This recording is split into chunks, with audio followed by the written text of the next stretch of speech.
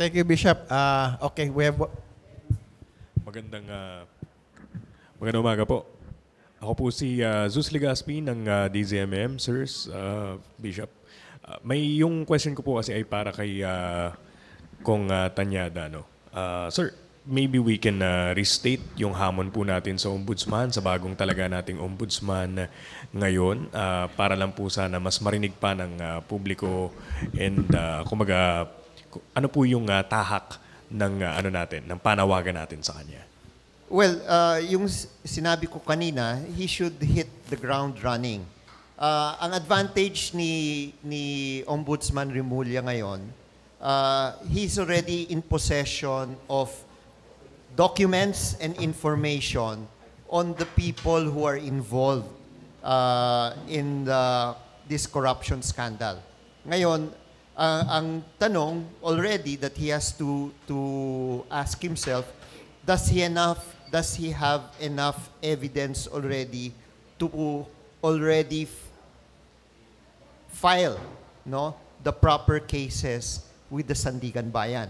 I believe with the affidavits he is holding and with the documents he is holding, he does not need anymore to wait for the report from the ICI or the report of the Senate Blue Ribbon, before he can file. Under the Ombudsman Act, he can act motu proprio. So ang kailangan para makita ng tao na seryoso ang ombudsman, and this will be legacy on his part, Kasama ko si Boying mula 2004 hanggang 2013, yung first 9 years namin sa Kongreso. Siya nakabalik sa Kongreso, ako hindi. And alam ni Boying na tumatanda na kami, legacy ito kung para sa kanya kung magagawa niya ng tama ito. That's why ang statement nga ng Liberal Party, we will remain vigilant. Importante na walang sacred cows dito sa paglaban sa corruption at kakasuhan. Meron dapat mapanagot at may kulong. Follow-up question lang, Kong Erin, in relation to what our friend from the media asked, hindi ba bawal sa Ombudsman Act na for Ombudsman Remulla to create some kind of special task force within the Ombudsman para mapabilis talaga ito kung talagang sinasabi mo, this should be a priority investigation and filing? Well, under the Ombudsman's Act, and the processes of the Ombudsman, they are empowered to create fact-finding, task forces to maybe substantiate what they already have. So it is not illegal for the Ombudsman to do that. As a matter of fact, they can even look into bank accounts. So ito yung kailangan gawin para mas mabilis dahil yung mga tao talagang naghahanap ng katarungan. And the only way that this will happen is if the Ombudsman will start filing cases against individuals. And dapat hindi lang isa o dalawa. Kagaya ni sinabi ni Bishop, systemic itong corruption. Ang tinitingnan lang po natin dito, isang district engineering office at isang lang department. Hindi pa ho natin tinitignan yung mga regional directors, and other departments.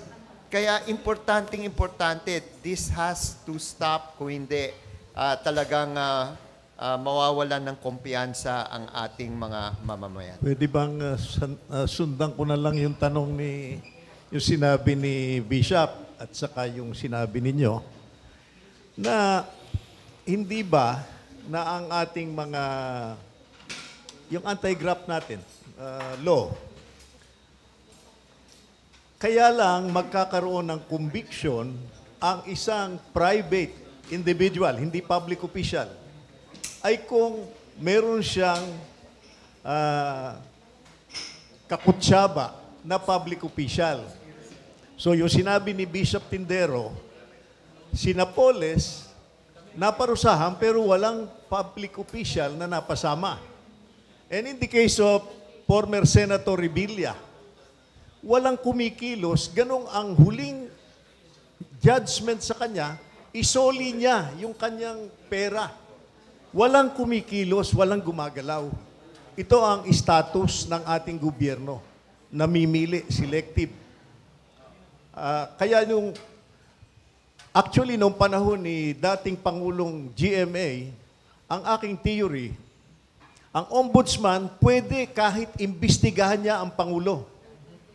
Pwede niyang imbestigahan. Hindi lang niya pwedeng sampahan ng demanda. Pero yung fact-finding, kahit kung may violation sa corrupt practices ang isang Pangulo, pwedeng gawin ng ombudsman. Hindi lang niya maipa-file ang kaso hanggat nandyan siya sa pwesto. Gusto kong magbigay din ng perspective naman from the moral and religious aspect dito sa ating usapang ito.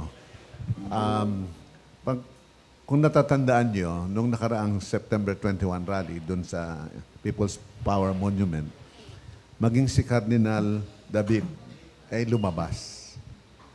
Abay, malaking bagay po yun dahil noong 1986, si Cardinal Sin, hindi ho siya lumabas sa kalye. Nagtawag lang siya. Okay? Pero ito si Cardinal, nagmarcha at nagsalita at meron nga siyang paanyaya. Sinabi niya, magsalita na po kayo kung kayo'y merong alam. At kung kinakailangan, ang simbahan ay pwedeng tumulong magbigay ng sanctuary, ng proteksyon sa mga gustong magpahayag, sa mga natatakot sa kanilang buhay. Dahil baka sila ay kung anong mangyari sa kanila. Kung natatakot sila na